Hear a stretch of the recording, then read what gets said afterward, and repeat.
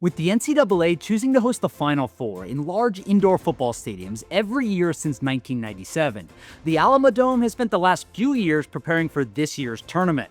Initially built to lure an NFL expansion team to San Antonio, the 65,000-seat venue is set to host its fifth NCAA Final Four in 30 years this weekend. The preparation process started last year when the city of San Antonio approved $30 million in upgrades to build 18 new luxury suites and some other things too.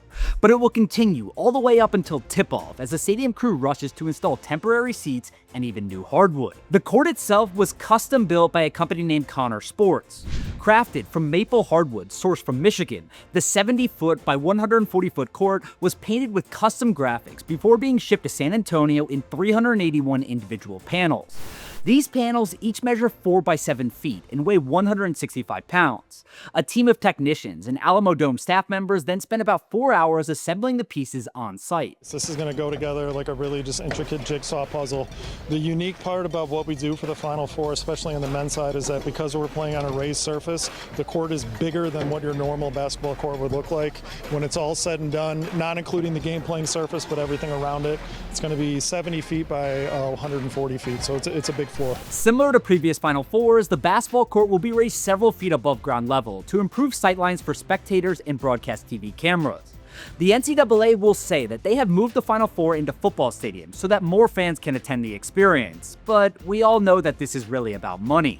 A 50,000-seat difference between an NBA arena and the Alamodome at $200 per ticket translates to $10 million more in ticket sales per game. Over the years, I've become fascinated with stadium architecture. I think the reason it interests me so much is that every stadium is different.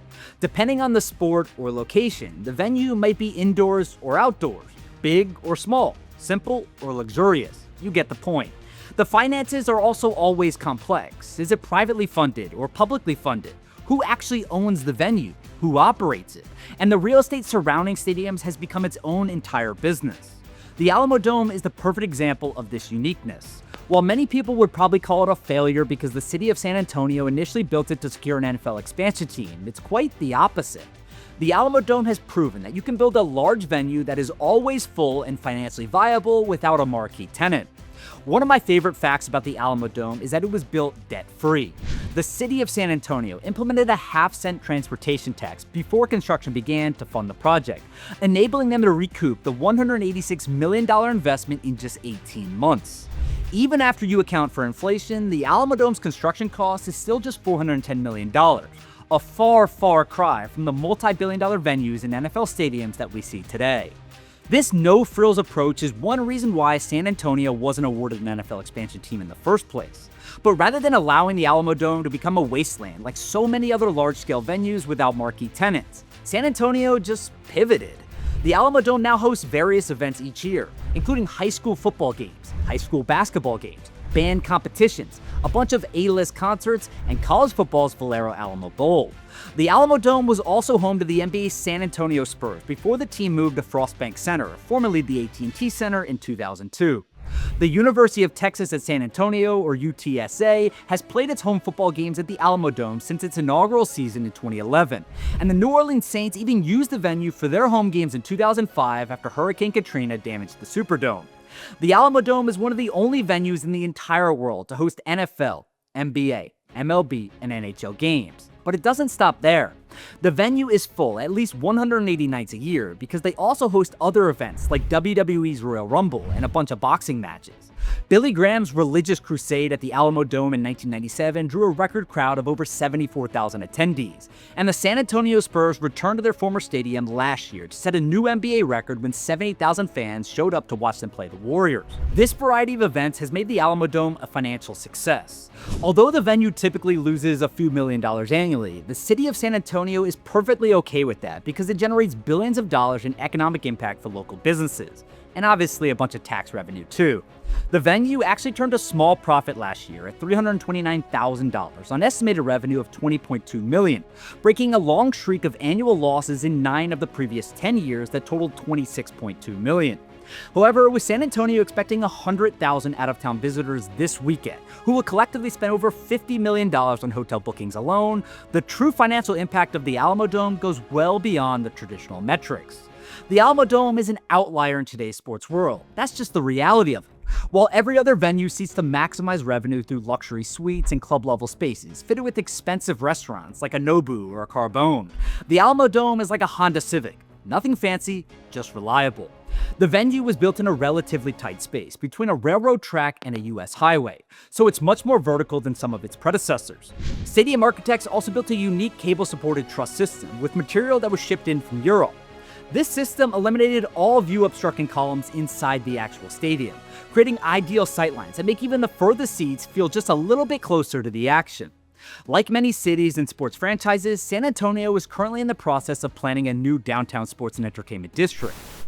After months of speculation, the idea of a downtown sports and entertainment district is finally coming to fruition. Now, council is currently listening at the presentation, but we were able to get renderings of what this project will look like. And if you take a look at their screen, this is what it is. The project will include both expansions to existing buildings and the creation of new ones. First is the expansion of the convention center and a complete overhaul of the Alamodome. The much talked about Spurs Arena would be at the site where the Institute of Texan Cultures currently resides. A land bridge would be built over 281, connecting the Alamodome to the new Spurs Arena. The plans also include turning the old federal courthouse into a 5,000-seat multi-purpose center. The timeline for all these projects is about 1 to 5 years for the Spurs Arena, the convention center, and hotel completion.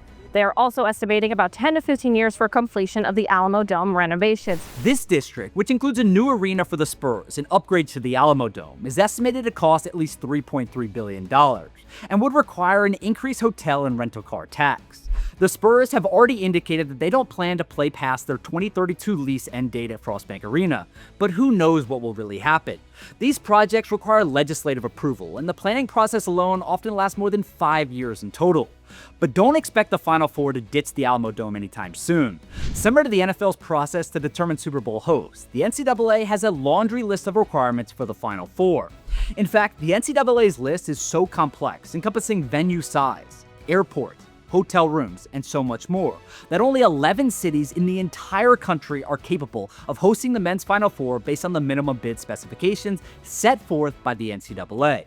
San Antonio will probably have to spend more money on renovations if it wants to keep the tournament coming back every few years, but that shouldn't be a problem.